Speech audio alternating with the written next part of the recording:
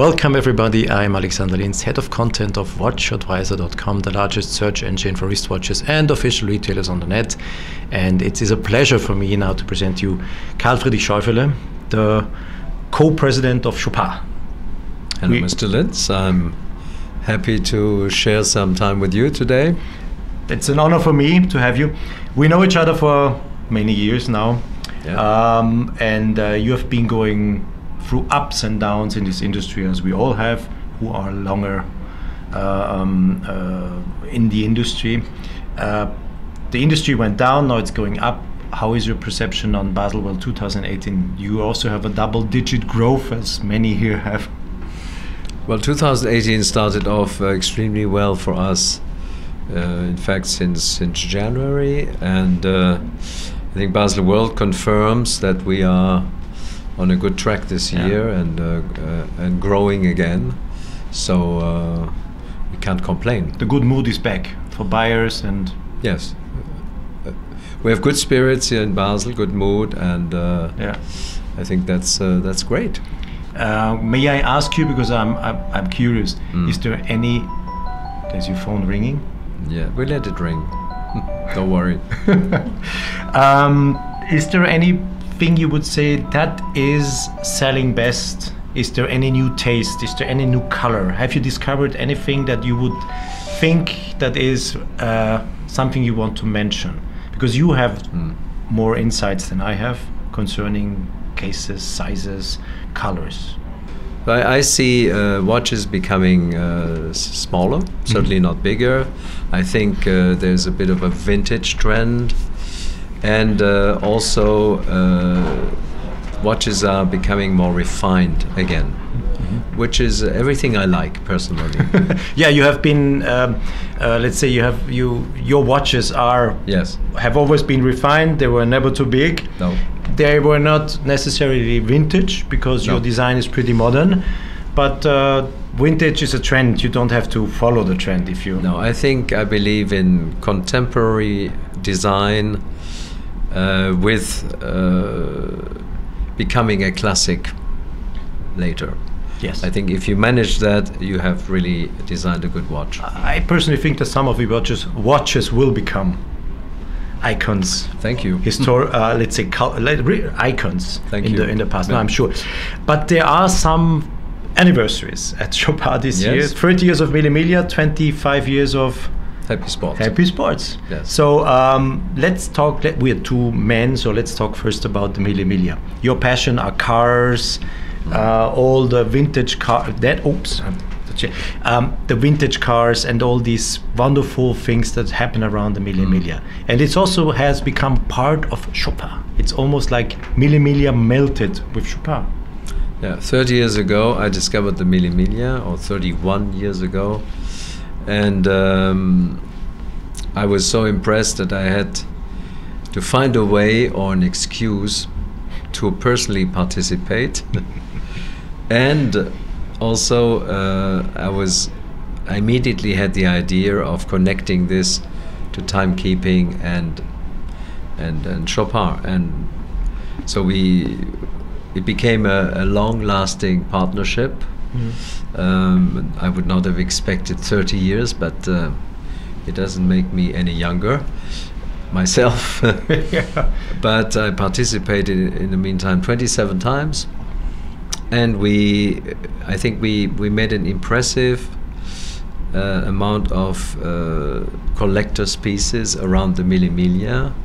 And this year again we have a limited edition of 1,000 with a commemorative logo, which is basically sold out here at the fair. Incredible. And the racing color collection. Yeah, we've seen it. Which is reminiscent of the famous racing colors, you know. At the time there was no advertising on the cars, but due to the color you would recognize. Color was the nationality of the pilot. Yeah. So, but Mille, the name almost melted with Chopard.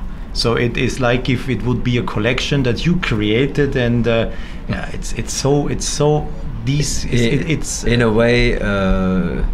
If you think of Mille, you think of Chopard, some people think Mille is a watch, and they don't even really know that there's a race called Mille. So I think we can claim that we helped Mille to become an international name, and the Mille itself really grew also into a world-class, worldwide event. Do you by coincidence know how many drivers of a Mille ever bought one of your watches, or how many Mille collections, pieces, individual models you have produced? Do you have any numbers that you... Well, we basically produced one special piece for each edition. So 30 collections. And there were basically 30 collections, all together that makes about anywhere between 20,000 and 25,000 Mille watches over the years, plus the I would say the normal Mille collection. So it is quite a success. Yeah, and when we talk about Happy Sports, I think the numbers are higher. The Happy Sport was something that revolutionized a little bit the way of seeing a women's watch. Yeah, Happy Sport started off as a sketch on a napkin. Yeah. My sisters made a sketch on a napkin, imagining a steel sports watch with moving diamonds. Yeah. Because we said we have this Happy Diamond concept going back to 1976, and the reinterpretation in 1993 was this unique sports watch with moving diamonds in steel. At that time, there was no steel sports watch available set with diamonds. Yeah. So I said it's so it was revolutionary in itself. Yeah. And it ended up with in the meantime 3 different models, base models of the round one with different sizes, and a square piece, oval piece, and finally now a Happy Sport automatic with an in-house movement. Yeah, this is what you persuaded your sister to also take mechanical movement. I think you had some discussions. It was rather my family that persuaded me to develop a ladies' automatic movement, because I had already always put it off a little bit, because we had other projects, and but the timing was perfect now for the 25th anniversary, and plus the demand for the ladies' Happy Sport in automatic has gone through the roof. Yeah. In fact, can you follow? We won't be able to follow this year. I know that already, but that's a nice problem to have. I think so, yeah. You were also a little bit ahead of time when it comes to developments of in-house movements. Let's be honest, you were much ahead of time, because you had a vision. I want my own movements. I want my own. I want to be, let's say, the boss in my house. I don't want to depend on any decision. No, you don't get that for political reasons or whatever. Yes. So, after all these years, how would you summarize the success of LUC on the one hand side, and the Fleury et Bosch that is ongoing now and getting bigger and bigger? How important was this step to do that at the time being? I think it was a step that was almost as important as taking over Chopard in 1963, because if we would not have done this, I think we'd be facing several problems or challenges today, and I think it was the right decision also at the right time. If we would have started 10 years later, it would have been much more difficult. So how could you be so sure at the time to do that? Intuition? It was intuition and personal conviction. I was just sure that this is the right way to go. Okay, great. Yeah. We have seen the Strike 1 this year, so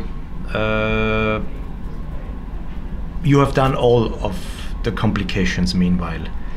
or is I see him.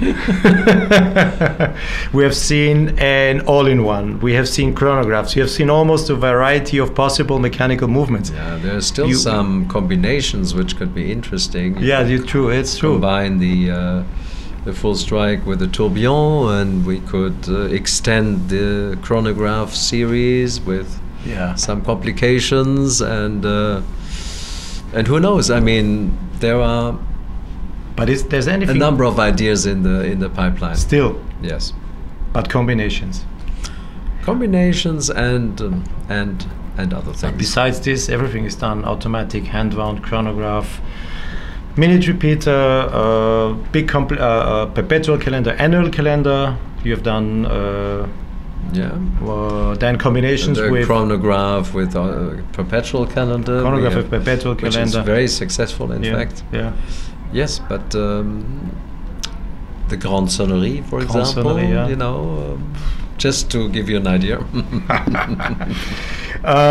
Thank you for this little talk we had. Thank you very much. Happy birthday to your Mille birthday. Happy birthday also to the 25 years of happy diamonds on a watch, moving diamonds. Thank you. Yeah.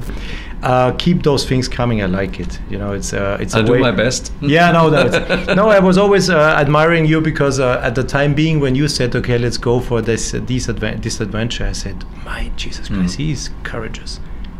No, it was not obvious, you know, and you had a lot of things to fight against, and so chapeau.